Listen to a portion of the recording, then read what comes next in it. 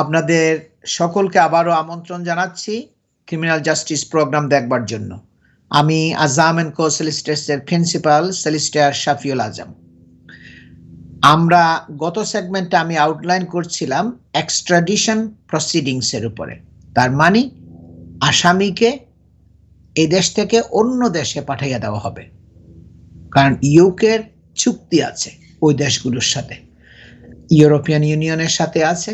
তারা বলতে পারে যে এই ব্যক্তিকে আমার দেশে পাঠিয়ে দেওয়া হোক, কারণ তার বিচার হবে ইউকেতে না, তার বিচার হবে আমাদের দেশে, তার শাস্তি ভোগ করতে হবে আমাদের দেশে।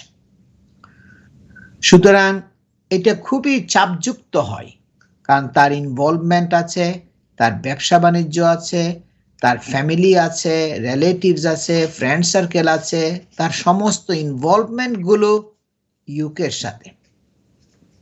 যে দেশে তাকে চাচ্ছে তাদের সিস্টেমগুলো অত রোবাস্ট না, অত শক্তিশালী না। তাদের হিউম্যান রাইটস দের প্রোটেকশন, একটা মানুষের যে অধিকার, যেগুলো লিগ্যাল রাইটস, যেগুলো হিউম্যান রাইটস যেগুলো আছে, ওই দেশের মধ্যে ইউকের মতো অত শক্তিশালী না, এগুলো অত রোবাস্ট না।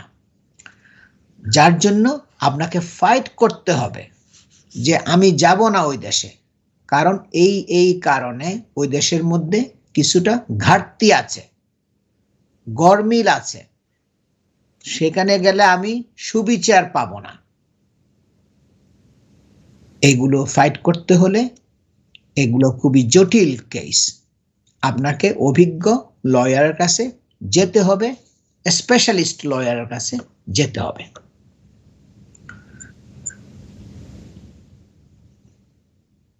আপনার এগুলো হলো লাইফ চেঞ্জিং ম্যাটার একেবারে। Businesses and individuals may find themselves under investigation from other jurisdictions. It is important that you know your rights. আপনাকে হয়তো ইনভেস্টিগেট করতেছে আরেকটা দেশের তদন্তকারী সংস্থা, আপনাকে ওই দেশে ট্রায়ালের জন্য তারা আলটিমেটলি সিক করবে, ইউকে কে বলবে যে তাকে এই দেশে পাঠিয়ে দিতে হবে, আমরা তাকে চাই। তখন আপনাকে বুঝতে হবে আপনার রাইটস কি আছে, সেখানে আপনার অধিকার কি আছে, আপনার অধিকারগুলোকে প্রতিষ্ঠিত করতে হবে, এবং সেই অধিকারকে প্রতিষ্ঠিত করতে হলে আপনাকে একজন অভিজ্ঞ এবং দক্ষ সলিসিটর খুঁজে বের করতে হবে।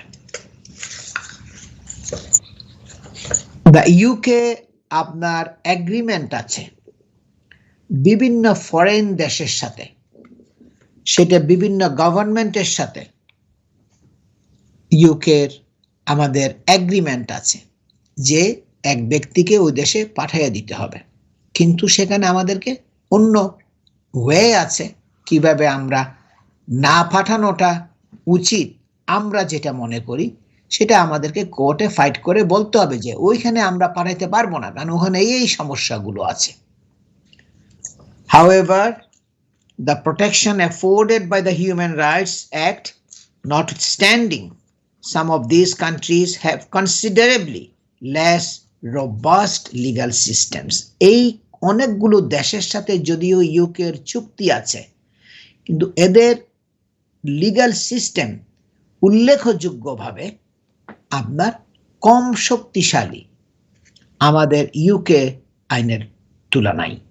আমাদের হিউম্যান রাইটস ল এখানে very strong, very protective.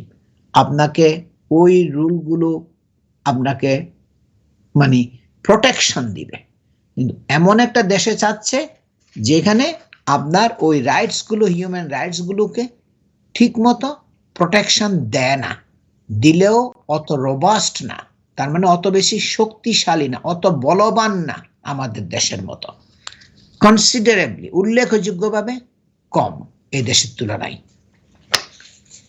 And defendants in criminal prosecutions are not always afforded the same rights as at home. যারা ক্রিমিনাল প্রসিকিউশন ফেস করে ওই সমস্ত দেশের মধ্যে, তারা ঠিক রাইটসগুলো, অধিকারগুলো তারা পায় না যেটা তারা এই দেশের মধ্যে পায়। ইউনাইটেড কিংডমের মধ্যে যেটা পায় সেটা ওই দেশের মধ্যে পায় না। সুতরাং এগুলো কে ফাইট করতে পারবে? একমাত্র অভিজ্ঞ, দক্ষ lawyer. Extradition proceedings are increasingly used by international authorities when dealing with international organized crime, criminality within the global commerce, terrorism, corruption, fraud and money laundering. ক্রমবর্ধমানভাবে বাড়ছে এইটা, এই এক্সট্রাডিশনটা, প্রত্যর্পণ করাটা, দিয়ে দেওয়া, হস্তান্তর করে দেওয়া আসামিকে, ইউকের একজন নাগরিককে আরেকটা দেশের কাছে হস্তান্তর করে দিতে হবে। এটা ক্রমবর্ধমানভাবে বেড়ে যাচ্ছে, হচ্ছে। কারণ হলো কি, ইন্টারন্যাশনাল অথরিটিস তারা বলতেছে কি, না তোমাদের দেশের সিটিজেন হলে কি হবে, তোমাদের সাথে এগ্রিমেন্ট আছে, ওকে এখানে পাঠিয়ে দিতে হবে, কারণ সে একটা অর্গানাইজড ক্রাইমের মেম্বার। এবং এটা বিভিন্ন গ্লোবাল কমার্স, ব্যবসা বাণিজ্য যেগুলো হচ্ছে ইন্টারন্যাশনালি, যে বিভিন্ন দেশের মধ্যে যে ব্যবসা বাণিজ্য যেগুলো ফ্রড হচ্ছে, এই ইন্টারন্যাশনালি গ্লোবাল কমার্সের মধ্যে, ব্যবসা বাণিজ্যের মধ্যে ফ্রড হচ্ছে এবং করাপশন হচ্ছে, আপনার মানি লন্ডারিং হচ্ছে। আমি গত প্রোগ্রামে বলেছি মানি লন্ডারিংটা কি, আপনার deal with the criminal money, proceeds of crime act 2002 আপনার এক্সটেন্সিভলি কভার করেছে মানি লন্ডারিংটাকে।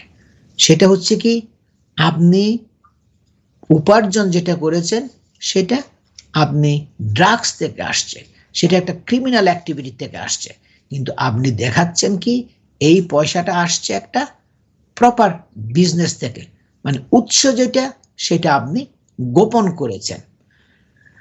এইগুলোর সমস্ত কেসের মধ্যে যখন পড়বেন তখন এক্সট্রাডিশন প্রসিডিংসও হইতে পারে এই কেসগুলোর মধ্যে, মানি লন্ডারিং কেসের জন্য।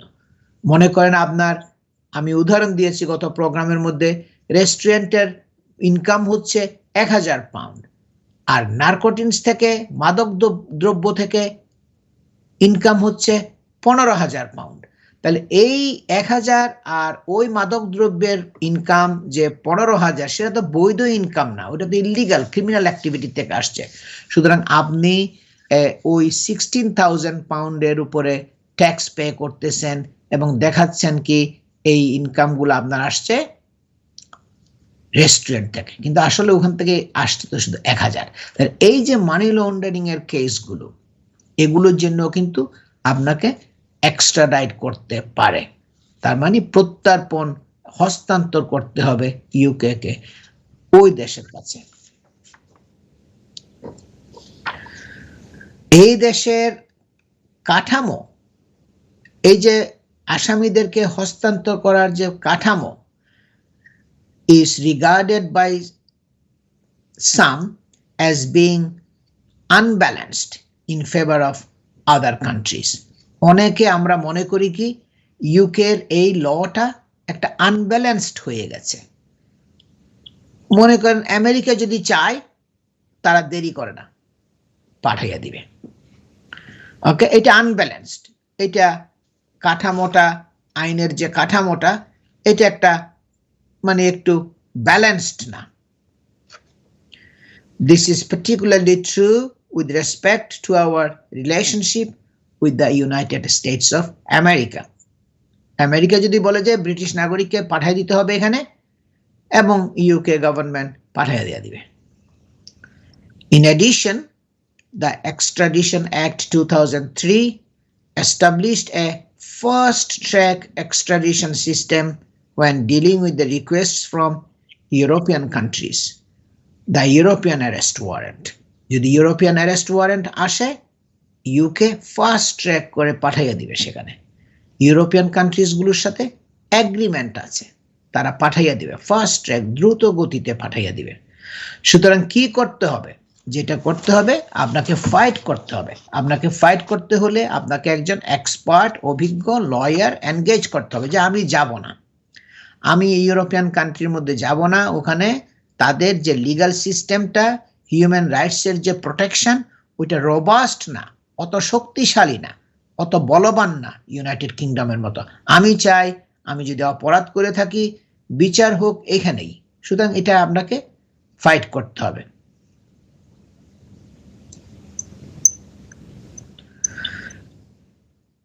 In some cases, there is no need for the other country to demonstrate which evidence, if any, they have against you. Even অনেকগুলো দেশ কিন্তু তারা কিন্তু বলতেও হয় না যে আপনার বিরুদ্ধে একটা ক্রিমিনাল চার্জ হয়েছে, ঠিক আছে চার্জ হতে পারে, কিন্তু আসলে এভিডেন্সটা কি আপনার বিরুদ্ধে, কতটুকু এভিডেন্স, এটা কি স্ট্রং এভিডেন্স না উইক এভিডেন্স, তারা কি কেস উইন করতে পারবে নাকি লুজ করবে, স্ট্রেংথটা কি কেসের, এগুলো তাদেরকে যাচাই বাছাই করতে হয় না, এক্সপ্লেইন করতে হয় না। or even whether or not they have a case at all, আসলে হয়তো কোনো একটা কেসেই নাই, কোনো মেরিটেই নাই একটা কেসের, কিন্তু তারা বলতেছে কি তাকে পাঠিয়ে দিতে হবে। সুতরাং এগুলো আপনাকে ফাইট করতে হবে with proper legal representation.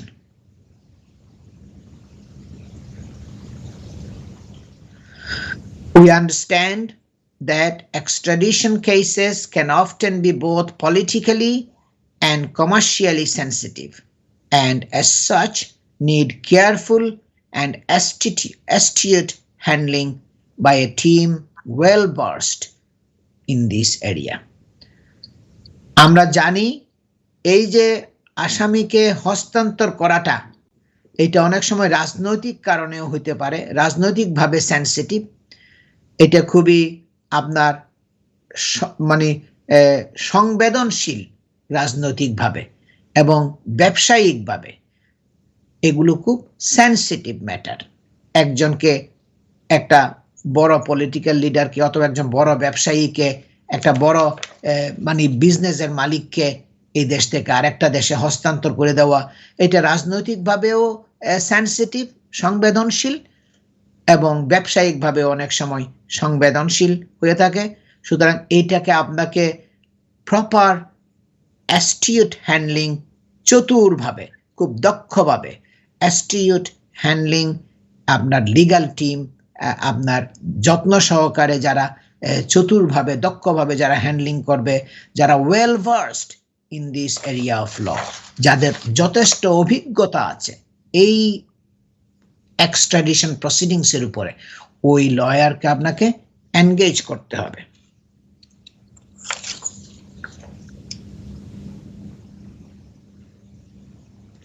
Criminal law is increasingly international, এটা ক্রমবর্ধমানভাবে ইন্টারন্যাশনাল হচ্ছে ক্রিমিনাল ল। কারণ হচ্ছে কি, মানি লন্ডারিং, ফ্রড, এগুলোতে বিভিন্ন দেশ আপনার লিঙ্ক হয়ে যায়। একটা দেশের নাগরিক আরেকটা দেশের সাথে তারা গ্যাং হিসাবে কাজ করে, গ্যাং মেম্বার হয়ে যায়। সুতরাং এটা ক্রমবর্ধমানভাবে এটা ইন্টারন্যাশনাল হচ্ছে। Actions taken by a person in one country may become the subject of an investigation in another. এক দেশের নাগরিক যে অ্যাকশন নিয়েছে সেটা ইনভেস্টিগেশন হতে পারে আরেক দেশের মধ্যে, এটা ব্যবসায়িক কারণে হতে পারে, বিভিন্ন কারণে হতে পারে। With the risk of this leading to an extradition request, এবং তখন একটা রিস্ক, আপনার ঝুঁকির মধ্যে পড়ে যাবেন যে ওই দেশ আপনাকে প্রত্যাবর্তন করার জন্য, মানে পাঠানোর জন্য, হস্তান্তর করার জন্য বলবে ইউকেকে, যে তাকে এখানে পাঠাইয়া দাও, তার বিচার এখানে হবে, তোমাদের এখানে হবে না। অর ইউরোপিয়ান অ্যারেস্ট ওয়ারেন্ট তার বিরুদ্ধে আছে, তাকে এখানে পাঠাইতে হবে। কিন্তু এগুলো কিন্তু ফাইট করতে হবে, এগুলো সোজা না, এগুলো কমপ্লেক্স, জটিল। Businesses and individuals may find themselves the subject of entirely unexpected enquiries. তারা ব্যবসায়ীরা ব্যক্তিগতভাবে এবং ব্যবসা প্রতিষ্ঠানগুলো তারা একটা সম্পূর্ণ অপ্রত্যাশিত একটা ইনভেস্টিগেশন তদন্তের সম্মুখীন হয়, বিভিন্ন ধরনের এনকোয়ারির সম্মুখীন হয়। and request from investigators from other jurisdictions, এবং অন্য দেশের ইনভেস্টিগেটর যারা আছে তারা আপনার রিকোয়েস্ট করবে যে তোমরা বিভিন্ন তথ্য পাঠাও, যে ওকে ইনভেস্টিগেটরস ফ্রম আদার জুরিসডিকশনস, মানে অন্য দেশ থেকে বিভিন্ন তারা জিনিসপত্র তথ্য প্রমাণাদি আপনার কাছ থেকে খুঁজতে পারে। The way in which a person or business responds to a request from a foreign jurisdiction may have profound consequence. এই তারা যখন আপনার কাছে তথ্য প্রমাণাদি চাইবে বিদেশ থেকে, এইটার উপরে কিভাবে উত্তর দিবেন সেটার কিন্তু আপনার একটা গভীর একটা পরিণতি আসতে পারে। সুতরাং আপনাকে ওই উত্তর তাড়াহুড়া করে লিখে দিলে, হাতে চটপট করে উত্তর দিয়ে দিলেন, এইটা কোনো সময় মানে অ্যাডভাইজেবল না। আপনাকে প্রপার লয়ারের কাছে গিয়ে অ্যাডভাইস নিয়ে ওই ফরেন জুরিসডিকশন থেকে যে এনকোয়ারিগুলো আসে ওগুলার রেসপন্স করতে হবে properly by an expert lawyer. Knowing what your rights are and understanding the options from the beginning is essential to achieve the best result. আপনার রাইটস কি, আপনার অধিকার কি, আপনার প্রাপ্য কি, আপনার লিগ্যাল রাইট কি, আপনার অপশন কি কি, আপনার উপায় কি কি আছে, এই বিশাল একটা সমস্যার থেকে বের হতে হলে, যে আপনি চান না ইউনাইটেড কিংডমে আপনার বাড়ি ঘর সম্পদ ব্যবসা সবগুলো ছেড়ে তারা ডাকবে আর আপনি চলে গেলেন ওখানে ট্রায়াল ফেস করার জন্য। ওখানে আপনি প্রপারলি রোবাস্ট লিগ্যাল সিস্টেম আছে কিনা ওই দেশের মধ্যে, এগুলো চ্যালেঞ্জ করতে হবে। ওদের হিউম্যান রাইটসগুলো আমাদের দেশের মতো কতটুক একই লেভেলের মধ্যে না হলেও কিরকম শর্টফলগুলো আছে এগুলো কোর্টের কাছে তুলে ধরতে হবে এবং তুলে ফাইট করতে হবে। কেন এক্সট্রাডিশনটা এখানে প্রযোজ্য হবে না, কেন এটা অ্যাপ্রোপ্রিয়েট হবে না, এগুলো ফাইট করতে হলে আপনাকে প্রপার এক্সপেরিয়েন্সড লয়ার এনগেজ করতে হবে। তখন হয়তো আপনার একটা ডিজায়ার্ড আউটকাম, একটা বেস্ট পসিবল আউটকাম আপনার পাওয়ার সম্ভাবনা থাকবে।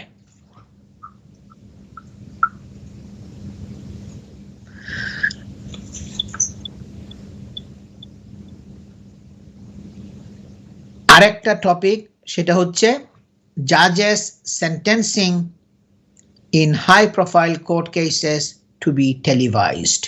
এটা জানুয়ারি মাসের দিকে শুরুর দিকে 2020 সালে গত বছরের শুরুর দিকে অ্যানাউন্স করা হয়েছে, যে অ্যানাউন্সমেন্ট আসছে কি, যে জাজরা যে হাই প্রোফাইল কেসগুলো করবে, যে বড় বড় কেসগুলো করবে, এগুলো টেলিভাইজড করা হবে, টেলিভিশনের মধ্যে দেখানো হবে, পুরো ট্রায়াল না, যে ইম্পর্টেন্ট পার্টগুলো এগুলো টেলিভিশনের মধ্যে দেখানো হবে। মনে করেন জাজে মানে কিভাবে মানে একজনকে সাজা দিচ্ছে, কিভাবে আইনকে ইন্টারপ্রিটেশন করে, তার মানে কিভাবে আইনকে তারা এক্সপ্লেনেশন করে, যে কিভাবে আইনকে তারা মানে কিভাবে আইনটাকে নিতে হবে, এটা কতটুকু এক্সপানশন, কতটুকু গ্রহণযোগ্যতা, কতটুকু এটা নিয়ে কাভার করে এই আইনটা, এগুলো সব তারা খুব ডিটেইলস ইন্টারপ্রিটেশন করে।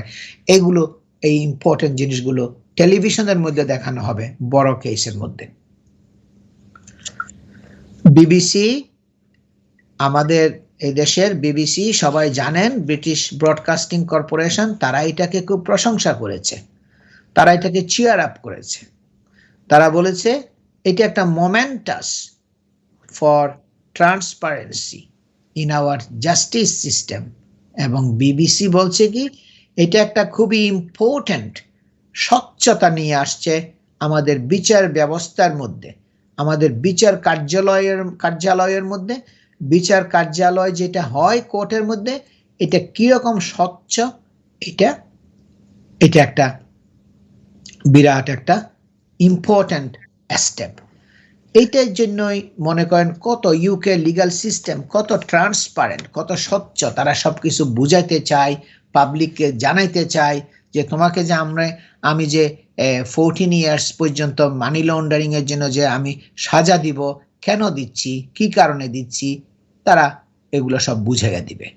মনে করেন জাজের বিভিন্ন কমেন্টগুলো বলবে যে তুমি কত খারাপ করেছ, তোমার কেসটাকে কেন আমরা এত বেশি সিরিয়াসলি নিচ্ছি, যে নর্মালি তোমার কেসের জন্য আমি এত সাজা দিতাম, যেহেতু তুমি রেপ করেছো এবং রেপের সময় তুমি তাকে এত নির্যাতন করেছো, এত ফোর্স করেছো, এত মানে টর্চার করেছো রেপের আগে এবং রেপের সময়, সুতরাং এটা তোমার সেন্টেন্সটা এগুলা তোমার অ্যাগ্রাভেটিং ফিচার্স, এই অ্যাগ্রাভেশনের জন্য, অ্যাগ্রাভেটিং ফিচারগুলোর জন্য তোমার সাজা আরো বাড়িয়ে দেওয়া হয়েছে। হ্যাঁ, ফ্রডের জন্য ওই যে একটা উদাহরণ বললাম, জাজ বলছে কি আমি কোনো সময় তোমার মতো এত মরালি ব্যাংক্রাফট পারসন, নৈতিকভাবে এত অধঃপতন মানুষ আমি তোমার সাথে দেখি নাই, তুমি কেয়ার হোমের মালিক হয়ে তুমি এই বৃদ্ধ লোকজনদের, রেসিডেন্ট যারা আছে তাদের সমস্ত পয়সাগুলো তুমি হাতিয়ে নিয়েছ। তাহলে এই যে কমেন্টগুলো করে বিভিন্ন, এগুলো সবগুলো তখন টেলিভিশনের মধ্যে বলা হবে, দেখানো হবে, মানুষ বুঝতে পারবে কেন জাজ সাহেব এত বেশি শাস্তিটা দিল।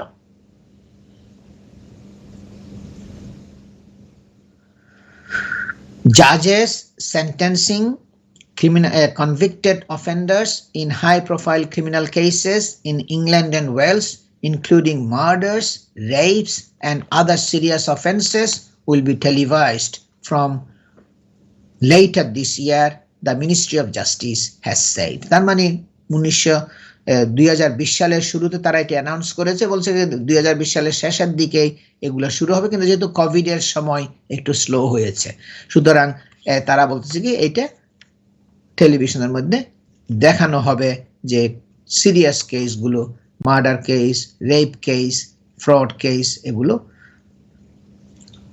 পাবলিক মানে দেখতে পাবে।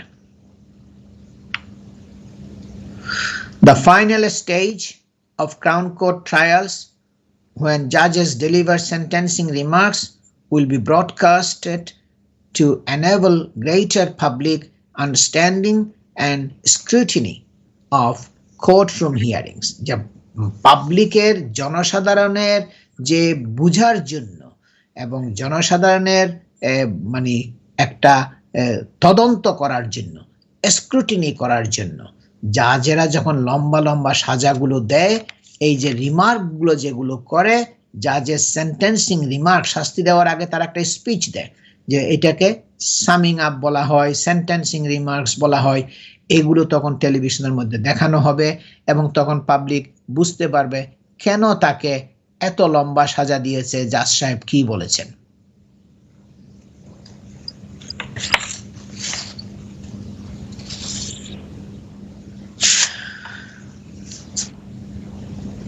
Welcoming the development, the Justice Secretary said, this government, alongside the judiciary, is committed to improving public understanding of our justice system, and allowing cameras into the Crown Court will do just that.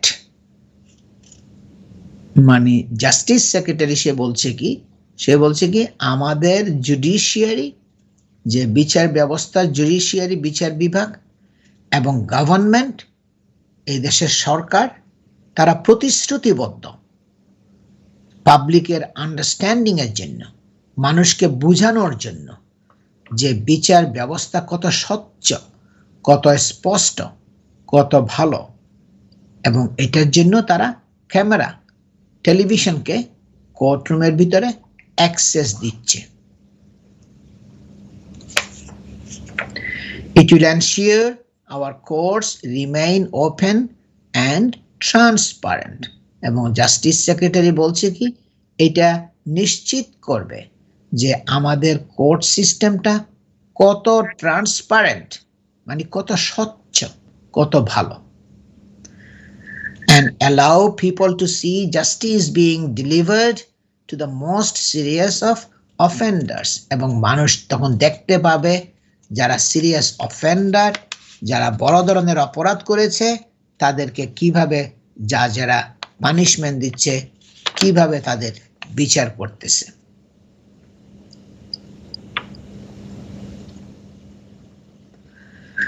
The Lord Chief Justice said, এই দেশের প্রধান বিচারপতি সে বলছে কি, সে বলছে I have pressed for this change since I took office 2 years ago. সে বলছে কি আমি 2 বছর আগে, এটা তো অ্যানাউন্সমেন্ট আসছে তোমার আপনার জানুয়ারিতে 2020 সালে।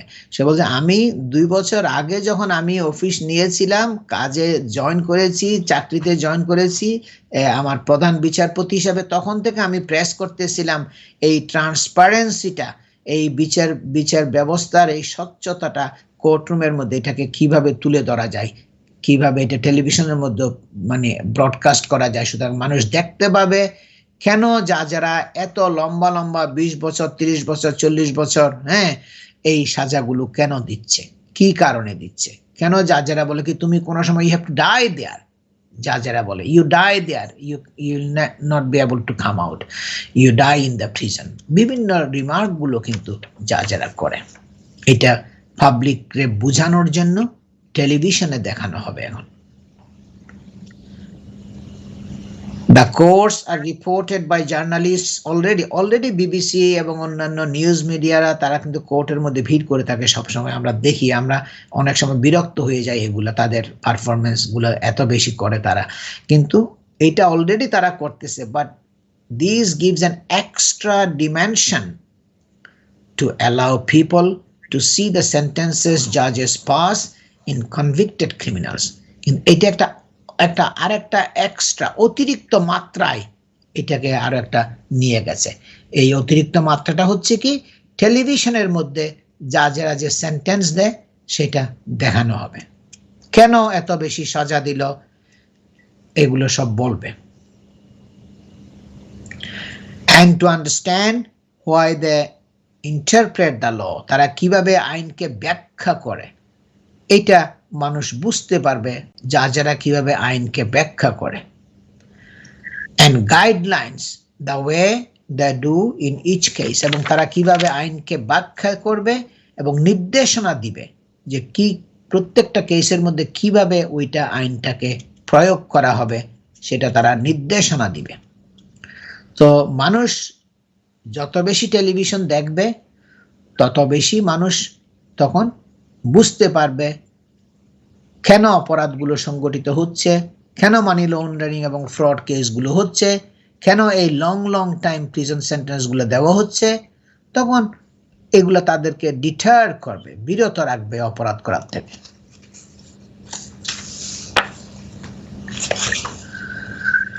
Criminal interview advice and representation, সুতরাং এই বড় বড় অপরাধের জন্য যখন আপনি সম্মুখীন হবেন, পুলিশি অভিযান যখন করবে, পুলিশি তদন্ত যখন শুরু করবে, তখন আপনার ইন্টারভিউ করবে, কোয়েশ্চেনিং করবে পুলিশ, এবং সেখানে আপনাকে প্রপার একটা রিপ্রেজেন্টেশন নিতে হবে, একটা আইনি প্রতিনিধিত্ব থাকতে হবে।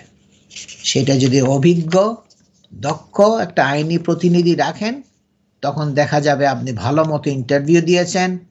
পুলিশের কাছে যাওয়ার আগে লয়ারের সাথে সবগুলো ডিসকাস করবেন, আপনার সমস্ত দিকগুলো ডিসকাস করার পরে ইন্টারভিউ রুমে নিয়ে যাবে আপনার সলিসিটার, এবং আপনি একটা থারা ইন্টারভিউ দিবেন। তখন অনেক সময় দেখা যাবে পুলিশ এত ইনফরমেশন পেয়েছে, ওইটা সাফিসিয়েন্ট আপনাকে খালাস করে দেওয়ার, ওখানে যে আপনার বিরুদ্ধে কেস যদি কোর্টে যায় তাহলে তারা উইন করতে পারবে না, উইন করতে না পারলে পুলিশ এটা কোর্টে তো তারা যাবে না, তারা তো চায় উইন করার জন্য, তাই না? তারা যদি উইন করতে না পারে, prospect of winning the case যদি লো হয়, তখন তারা বলবে কি না, তাকে ইন্টারভিউ করেছি, সে অনেক ডিটেইলড আনসার দিয়েছে ইন্টারভিউর মধ্যে, অনেকগুলো মানে সে তথ্য প্রমাণাদির ইনফরমেশন দিয়েছে, হয়তো যদিও ডকুমেন্ট দেখাইতে হয় না, মুখে বলেছে, এইগুলো আমরা বিশ্বাস করেছি এবং আমরা তাকে এই কেস কোর্টে নিব না। ইন্টারভিউর পরে দেখা যাবে কি আপনাকে বলা হবে যে মিস্টার করিম, মিস্টার রহিম অথবা XYZ, we are taking no further action against you. যদি আপনি ইন্টারভিউ যদি ভালো না দেন তখন বলবে কি তুমি এক সপ্তাহ বা 2 সপ্তাহ বা 4 সপ্তাহ পরে আসো, নর্মালি 4 সপ্তাহ দেয়, 4 উইকস দেয়, এবং এই টাইমটাকে তারা আগাইও আনতে পারে, পিছাইও নিতে পারে, বলে যে তুমি এই তারিখে আসো। তখন তারা ক্রাউন প্রসিকিউশন সার্ভিস তারা এই চার্জিং ডিসিশনগুলো নেয়। পুলিশে কিন্তু অনেক সময় এই ডিসিশনগুলো নেয় না। তখন আপনাকে ডিসিশন দেওয়া হবে যে চার্জ করা হয়েছে ফ্রডের জন্য, রেপের জন্য বা যে কোনো একটা বড় ধরনের অপরাধের জন্য, এবং আপনাকে একটা কোর্টের তারিখ দিয়ে দিবে। সুতরাং ইন্টারভিউটা হইল খুবই ইম্পর্টেন্ট। যদি আপনাকে পুলিশ ইন্টারভিউর জন্য ডাকে পুলিশ স্টেশনে, do not delay in contacting expert criminal defense solicitors. If you need criminal interview advice and representation at a police station, in order to ensure that no mistakes are made that may affect you negatively further down the line. Police যদি আপনাকে ডাকে police স্টেশনে আসো, তাহলে দেরি করতে পারবেন না, সহসা আপনাকে ইন্টারভিউ ফেস করতে হবে এবং রিপ্রেজেন্টেশন জোগাড় করতে হবে এক্সপেরিয়েন্সড একজন লয়ারের কাছ থেকে।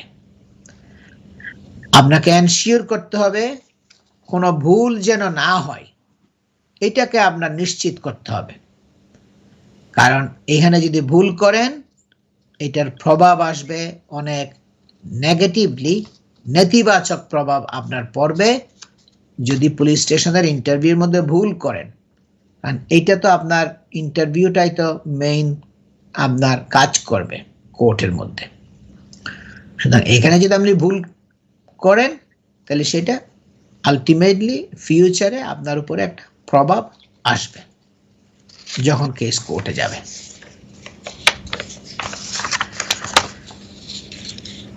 Sadly, it is not uncommon for an innocent defendant who failed to obtain legal representation prior to police questioning to make a false confession. যে মিথ্যা স্বীকারোক্তি করা, বলছে কি আমি যেটা পুলিশের কাছে একটা দিয়ে দিব, উত্তর বলে দিব, আমি ইন্টারভিউ দিয়ে দিব, আমার লয়ারের দরকার নাই, ইন্টারভিউর মধ্যে আমি যতটুকু বলার আমি বলে দিব, আমি বের হতে চাই, কারণ আমি এই হার্ড বেঞ্চের মধ্যে ছোট একটা পুলিশ সেলের মধ্যে আমার এখন অলরেডি 15 ঘন্টা হয়ে গেছে, আমি আর অথবা বেশি হয়ে গেছে, আমি আর এখানে থাকতে চাই না, আমি ইন্টারভিউ দিয়ে দিতে চাই, উত্তর দিয়ে দিতে চাই, এবং দিয়ে দিলে তখন আমি বের হতে পারবো। কিন্তু তখন তারা ফলস কনফেশন করে, যে দোষ তারা করে নাই তারা স্বীকার করে যে আমি দোষ করেছি, মনে করে কি এটা বললে পুলিশ তাকে বের করে দিবে, ছেড়ে দিবে। এটা আনকমন না, এটা হয় যে আপনি প্রপার রিপ্রেজেন্টেশন নেন নাই বলে আপনি একটা মিথ্যা দোষ স্বীকার করেছেন। An interview at a police station is a stressful and worrying experience, so it is important that you are fully aware of your rights and are able to make a decision as to how to respond. একটা পুলিশের জবানবন্দি দেওয়া, tape recorded ইন্টারভিউর মধ্যে প্রশ্নের উত্তর দেওয়া, এটা খুব চাপযুক্ত হয়, খুব প্রেশারফুল হয় আমাদের ক্লায়েন্টের জন্য। আমি তো 25 বছর ধরে করতেছি ক্রিমিনাল, আমি দেখেছি এটা তারা খুব পেরেশানির মধ্যে থাকে এবং খুব উদ্বেগজনক হয় তাদের জন্য। সো এটা খুবই ইম্পর্ট্যান্ট দ্যাট আপনি প্রপার রাইট লিগাল রিপ্রেজেন্টেশন নেন এবং আপনি পুরা আপনার রাইটস অধিকার এবং আপনার এন্টাইটেলমেন্ট কি সেগুলো আপনি বুঝার চেষ্টা করবেন, সবগুলো বুঝবেন before you make the decision as to how to respond. পুলিশের উত্তর দেওয়ার আগে আপনার রাইটসগুলো, আপনার এন্টাইটেলমেন্টগুলো, এগুলো সবগুলো আপনি সলিসিটরের সাথে লম্বা করে মিটিং করবেন, তাড়াহুড়া করলে হবে না, এগুলো সব ডিসকাস করে তারপরে ইন্টারভিউতে যাবেন। আজ আমাদের সময় শেষ হয়ে গেছে, আরো অনেক কিছু বলার ছিল। পুলিশের অ্যারেস্ট করলে, পুলিশ ইন্টারভিউ ফেস করতে হলে, পুলিশ স্টেশনে যদি আপনাকে আটকায় রাখা হয় কি করতে হবে, কি করা উচিত, কিন্তু আজকে সময় নাই। আমরা নেক্সট সেগমেন্টে আরেকবার এগুলোর উপর বলবো। সবাই ভালো থাকুন, সুস্থ থাকুন এবং সকলের প্রতি আমার শুভকামনা থাকলো। আর আজকের এই প্রোগ্রামটা কালকে আবার দেখতে পারবেন এনটিভি ইউরোপের স্কাই চ্যানেল 780-তে সকাল 9:30 থেকে 11টা পর্যন্ত এটা আবার রিপিট দেখানো হবে। তাছাড়া সলিসিটর শফিউল আজম অথবা আজম এন্ড কো সলিসিটরস এই নামে যদি গুগলের মধ্যে দিয়ে সার্চ করেন তখনও এই প্রোগ্রামের লিংক পাইতে পারেন এবং এনটিভি ইউরোপের ফেসবুকটা দেখতে পারবেন। সবাই ভালো থাকুন, সুস্থ থাকুন এবং সকলের প্রতি আমার শুভকামনা থাকলো। আসসালামু আলাইকুম।